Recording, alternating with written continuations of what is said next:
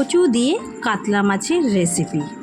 এইভাবে কচু দিয়ে কাতলা মাছ রান্না করলে ভাত শেষ না হওয়া পর্যন্ত উঠতেই পারবে না, আমি গ্যারান্টি দিচ্ছি।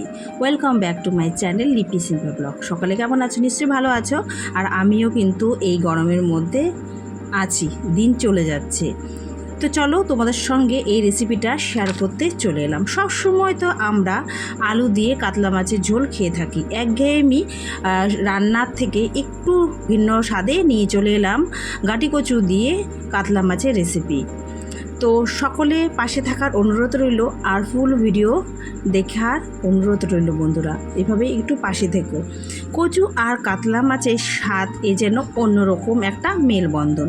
এখানে আমি মাছ আর গাটি কচু আর ধনেপাতা নিয়ে নিয়েছি। সব সময় একই রকমভাবে রান্না না করে একটু যদি আমরা উল্টে পাল্টে রান্নাটা করে নিই, বেশ ভালো লাগে, আর স্বাদও ভিন্ন হয়, আর খেতেও কিন্তু বেশ ভালো লাগে। তো এখানে আমি কচুগুলো কেটে নিচ্ছি। তো চলো তোমাদের সঙ্গে সবটা শেয়ার করব, প্রথম থেকে শেষ পর্যন্ত দেখার অনুরোধ রইল। কথা বলতে বলতে কচুগুলো কিন্তু আমার কাটা ধোয়া হয়ে গেছে।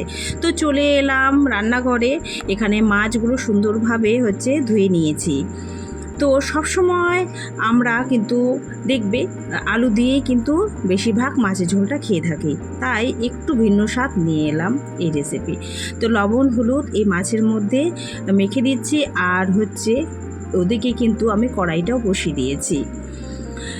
এইভাবে একবার রেঁধে খাওয়াবেন বন্ধুরা, দেখবে বাড়ির আত্মীয় স্বজন, বাড়ির লোকেরা সকলে কিন্তু এই রেসিপি প্রেমে পড়ে যাবে। একবার নয়, বারবার অনুরোধ আসবে এই গাটি কচু দিয়ে কাতলা মাছের ঝোল রান্না করার জন্য। খেতে দুর্দান্ত হয়, আর স্বাদও কিন্তু খুবই অতুলনীয় স্বাদ।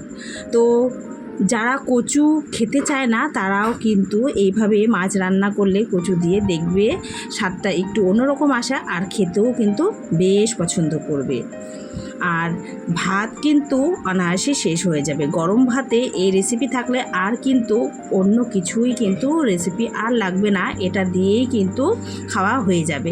এদিকে আমি লবণ হলুদ মাখিয়ে নিয়েছি, আর এদিকে গাটি কচুটাও সুন্দরভাবে ধুয়ে নিয়েছি। চলো এখন চলে যাই রান্নার প্রসেসে। তো কড়াই বসিয়ে দিয়েছি, আর এর মধ্যে দিয়ে দিলাম আমি সর্ষের তেল। সর্ষের তেলেই রান্নাটা করব সম্পূর্ণ। মাছগুলো ভেজে নেওয়ার পালা।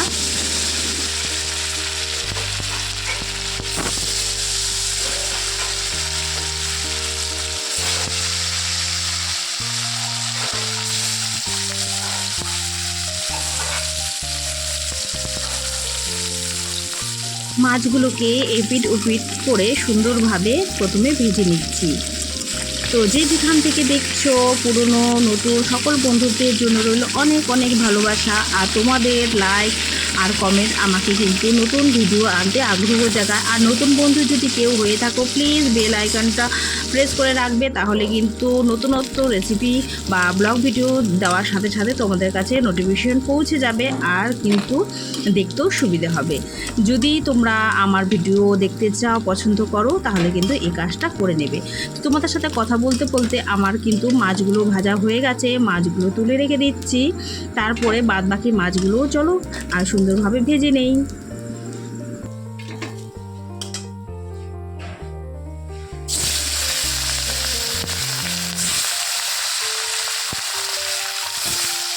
মাছগুলো কিন্তু ভাজা হয়ে গেছে, তুলে রেখে দিলাম।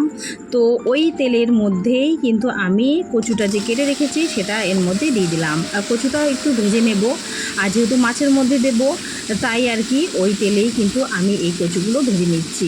দেখবে যারা পছন্দ করো না, একবার হলেও বন্ধুরা এইভাবে রেঁধে খাওয়াবেন, অবশ্যই কিন্তু দেখবে পছন্দ করবে। একটু স্বাদ বদলাতে, পরিবর্তন করার জন্য এইভাবে রান্না করলে পরিবারের লোকেরা দেখবে পছন্দ করবে। তো চলো তোমার সঙ্গে রান্না করতে করতে গল্পটাও করব। আর চলো ওইদিকে মশলাটাও রেডি করে নিই। মশলা বলতে আমি এখানে রসুন নিয়েছি, আর এখানে নিয়েছি পেঁয়াজ, আদা টুকরো, লঙ্কা, আর দেব টমেটো। চলো এগুলো বেটে নিই।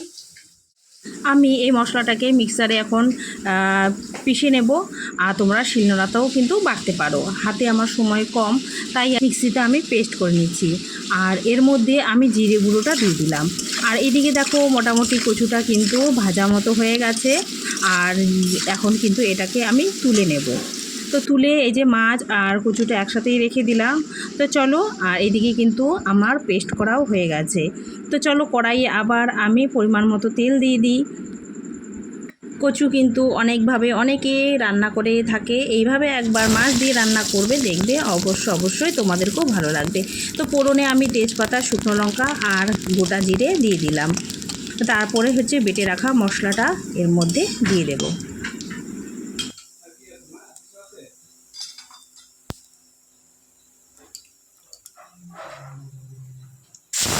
মশলাটা দিয়ে দিয়েছি।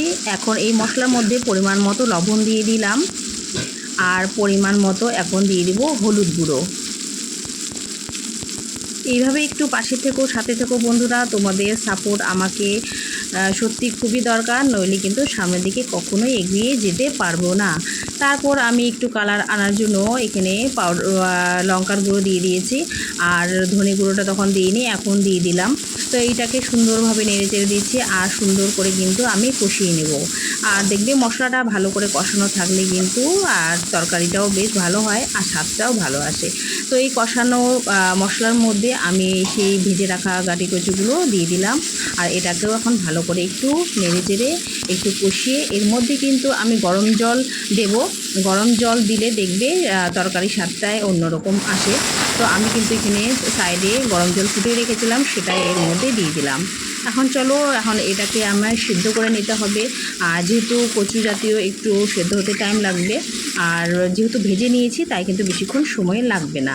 তো চলো, এখন এটা ফুটতে দেই, ফুটতে থাকুক।